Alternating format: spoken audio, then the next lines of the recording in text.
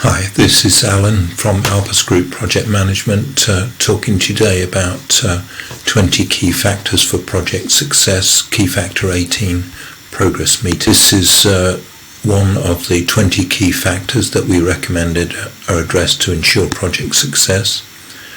We've been through 17 of these in previous videos. We're on progress meetings this time, factor 18.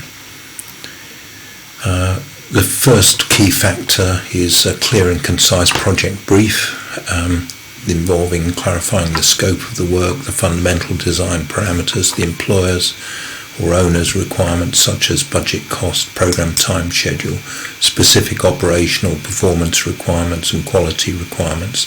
The program or project brief should reflect the vision of the sponsor of the project or program. So you'll probably consider all the options that are available on the site, considering its current use, agricultural land, residential, commercial, industrial, etc. You have identified there's a need for a particular type of development in the area. The first thing to check, however, is if the site does not already have planning permission for usage under use class orders, is if the local town planning policy will support such a development. So just to illustrate the point, you'd be very unlikely to get a planning approval for an industrial development in a residential area. So that's the point to consider. Will you actually receive support from the local planning authority? The site may have an existing usage class that allows you to develop without the need for seeking a new planning permission. So you may have permitted development rights under the Town and Country Planning Order 2015. Otherwise, you've got to seek outline and detailed planning permission for the development. Irrespective of the type of permission under planning regulations, you must have building control permission for all the work that you carry out. They've got to conform with the building regulations. It's mandatory. So you can decide on a strategy to proceed with. If it's a permitted development rights, it makes it easy way to proceed. You do the change from commercial to residential usage, and you decide whether you're going to acquire the site or if you're going to exercise an option on the purchase. So you risk assess your project depending on the planning permission situation and also the other factors such as the ground conditions, which may be something else that warrants making a risk allowance for. You identify all the risks and you quantify them for cost and time, and then you turn that into a figure, which is the contingency figure for the particular job. We used an illustration here in the funding, detailed breakdown of costs, acquisition costs, solicitor, survey fees, sales, land tax, VAT, planning consultants costs, architectural feasibility fees, design and consultants costs, construction costs, and then the calculated figure of 150,000 for this particular example, meaning that we seek funding for 1.135 million, allowing for the possibility that we'll need to draw down on this contingency. Key factor 4, the site must be available and accessible, available to your contractor, therefore you must have legal ownership of the site, alternatively legal permission to develop the site from the owner. For the contractor to be able to start work, you must give him possession of the site. The site must have access so the contractor may start work. Phased access is possible. Failure to grant your contractor possession of the site or alternatively access to the site can result in claims, and we'll return to a couple of case studies in separate videos where claims have resulted from the client's inability to give the site to the contractor. Key factor 5, statutory permissions, planning permission. If you don't have legal ownership of the site, you can still apply for planning permission. You may choose to take out an option to purchase the site, which gives you the right to buy the site at a predetermined price, but not the obligation to buy it. And for the contractor to be able to start work, you must give him possession of the site with planning permission. So once you got your planning permission, you would go ahead and purchase the site in order to be able to hand it to the contractor. Once you submit your planning application to the local planning authority, they have 56 days in which to respond, but they may respond positively, accept your proposal, or they may accept it with comments, or they may reject it. So you have got a risk during that 2-month period, and you need to decide what work you can in fact do on the site. Key factor 5, statutory permissions. In certain circumstances you don't need planning permission. You've got permitted development rights which can allow you to convert C3 residential to C4 HMOs, except where this right has been withdrawn in Article 4 areas. Permitted development rights have been granted for the conversion of storage space above commercial, retail to flats. Permitted development rights have been granted for the conversion of the rear of ground floor retail space to residential, subject to adequate access and a few other factors that the local authority have control over. Permitted development rights have been given to demolish an office block that's been empty for 6 months or more and rebuilt to the same footprint up to 18 metres high. You do need to check the currency of these regulations because some of them are phasing out and there are some others phasing in from the 1st of August. Key factor 6, agreements with neighbours. Many properties, particularly those in congested suburban areas, have neighbours that need to be considered, and you may need to have a party wall agreement between you and your neighbouring property. There are possibility of other way leaves or rights of way in connection with sewers, electrical cables, gas mains, telephone communication cables, water mains, supplies, rights of access for maintenance such as to electrical substations. And you may have neighbouring mainline rail or underground lines that can restrict the work that you carry out on your boundary or its method of execution. All of the above applicable items would need to be addressed through agreements with the statutory organisations or their appointed representatives. Key factor 7, protection or diversion of utilities. You need to fully survey all the services and utilities on your planned development site.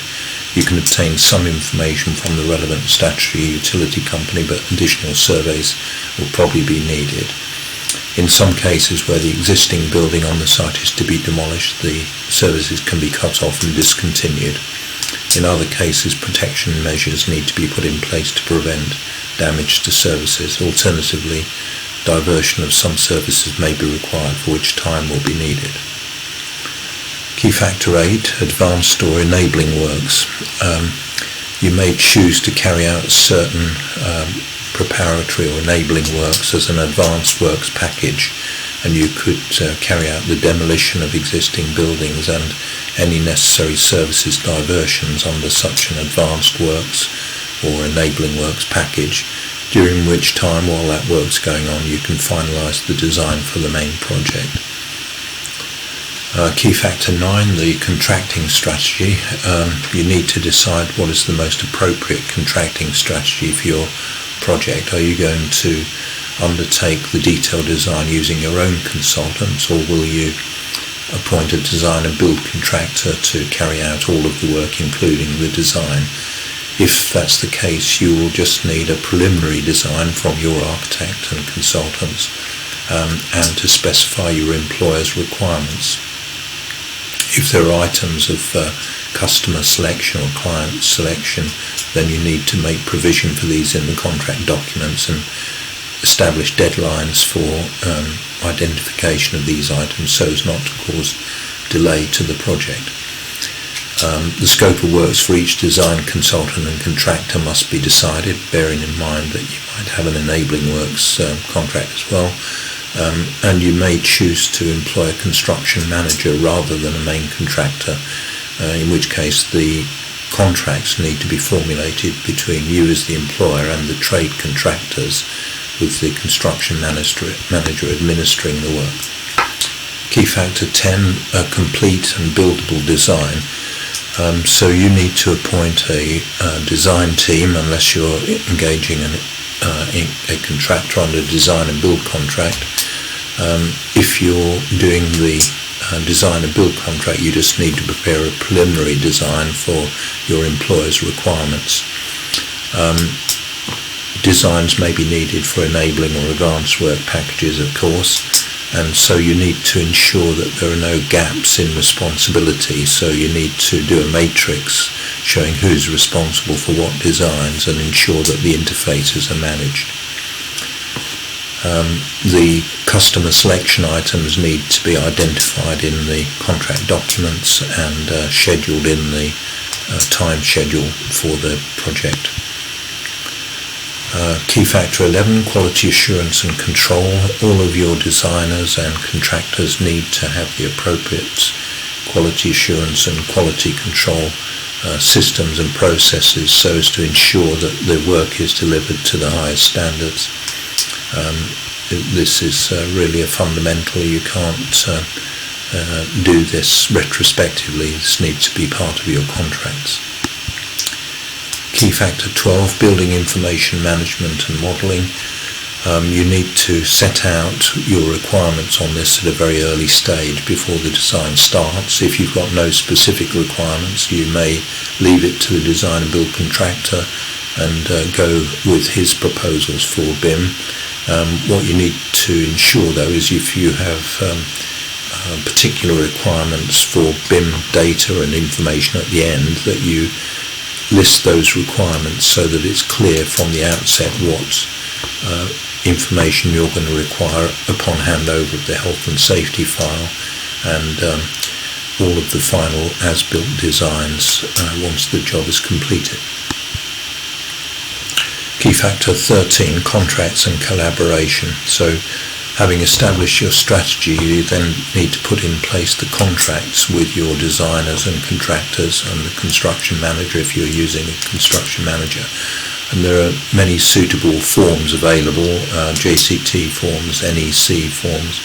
There are standard design and build forms. There's the FIDIC suite of contracts. So each contract needs to be appropriate for the particular consultant or contractor to be engaged. Key factor 14, health and safety. You have a duty to comply with all the health and safety legislation. It's mandatory. Under the Health and Safety at Work Act, you must provide necessary resources for health and safety.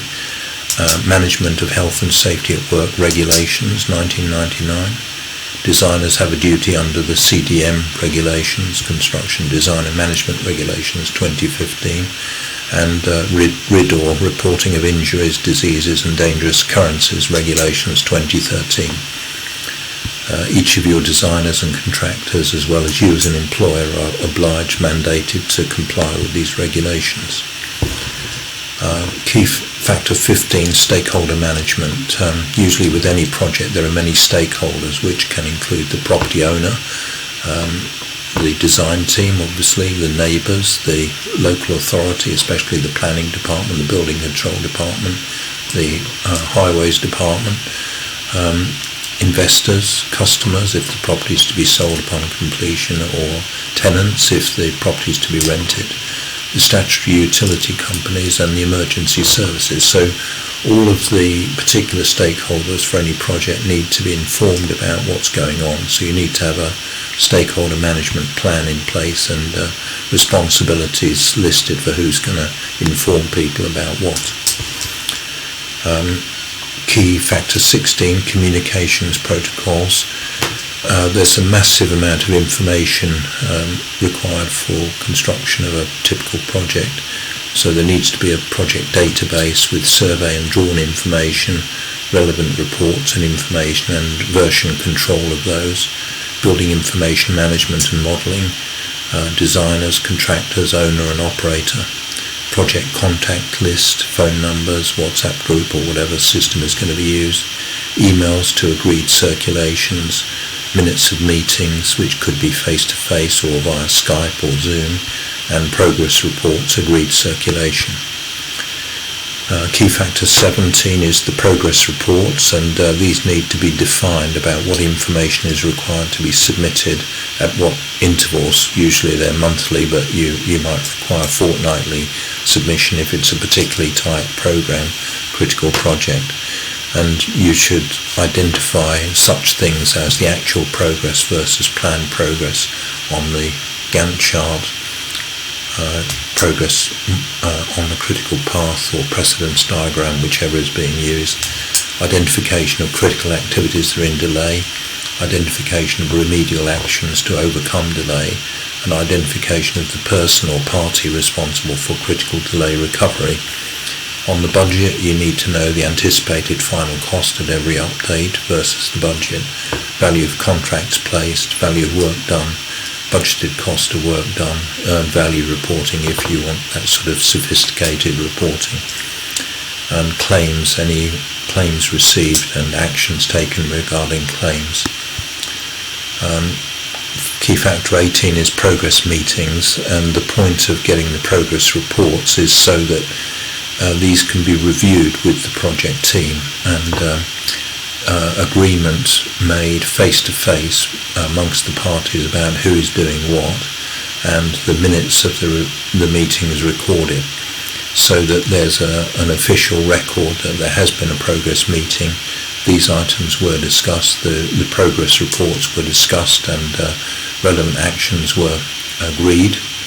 And this is an official record which could be the basis for future claims and counterclaims. So it's a very important record of progress meetings, the minutes of the meetings.